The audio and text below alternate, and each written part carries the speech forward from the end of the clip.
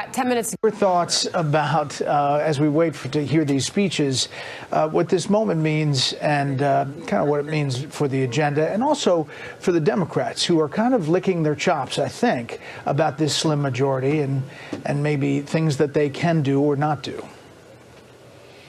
Well, Republicans did narrowly avert the specter of Speaker Jeffries again, but this is actually a triumph for Mike Johnson. I mean, he had a majority in which he could only lose one vote and still win, and that's what he did. So that was pretty impressive. As I was saying before, I think it's a Trump effect, and I think there was more Trump influence being exercised behind the scenes. So I think that was a very big part on this. It's a vindication of the president's wishes in this, and it's also a reminder that Republicans really should have won more seats in the last election. This is not going to get any easier going forward doing some legislation, and it will call on the president's ability to call some of those Democrats who've been more open to him than they were in the past to join him on some matters of legislation and perhaps pass a few things on a bipartisan basis. That's going to be more necessary, and we've seen it today when you can only lose one vote, Republican vote, and still pass a partisan bill. Molly Hemingway still with us as well. We've got 10 minutes to go to the top of the hour. Mike Johnson, reelected House Speaker. Your thoughts and what this means for governing going forward?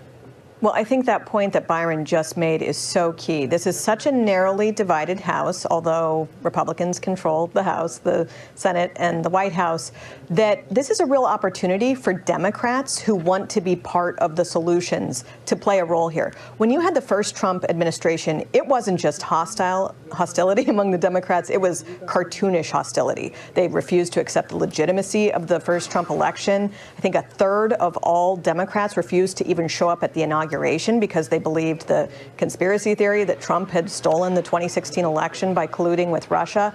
And you had people just immediately move toward impeachment votes, and Byron wrote a great book on all of that. This time, I think a lot of Americans are just not in the mood for that. They want to see solutions. They want to see things better. All right. Let's listen into the House floor.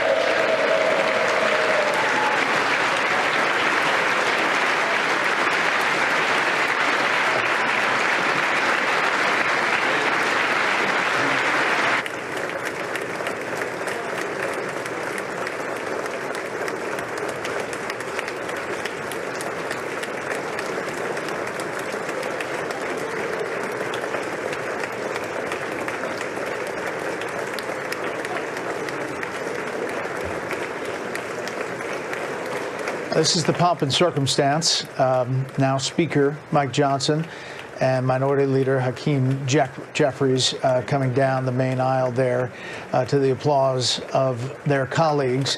Again, Jeffries will deliver a speech, then hand the gavel to Johnson, and then the official work of swearing in the members who are still at this moment representatives-elect. You can imagine this is a big relief.